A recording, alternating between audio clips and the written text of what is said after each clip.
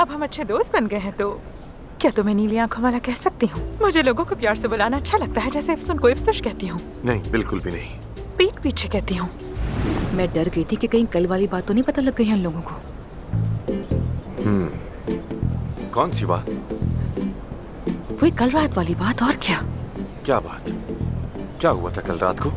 कुछ नहीं, तुम सो गए थे डार्लिंग। डार्लिंग, लगता है कुछ लोग रात के असर से अब तक बाहर नहीं आ सके। आमिर, वैसे जो कुछ भी हुआ वो कुछ खास नहीं था, ठीक कहा ना? जाहिर है बेमानी सी बात थी, बस लस्सी के असर में हो गया था। खैर अच्छा, हाँ यानी तुम सही रास्ते पर हो, मैं तुम्हारे साथ हूँ राजदान।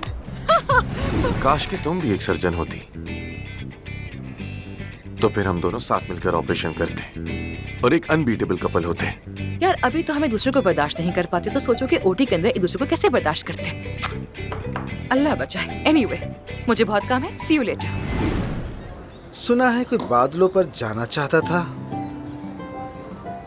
फिलहाल यही ला सका, कॉटन कैंडी वाला लेमोनेड। अदीब, मुझे कॉटन कैंडी बहुत ही पसंद है। तुम्हें कैसे मालूम हुआ कि ये मुझे इतनी अच्छी लगती है? रुको,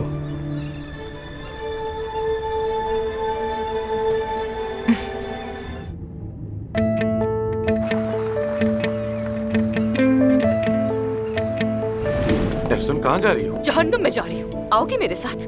बल्कि तुम्हें वहीं छोड़ देती हूँ और मैं वापस आ जाऊंगी। सबको वहीं छोड़ दो जिसके वो हकदार है। क्या हुआ? क्या हुआ?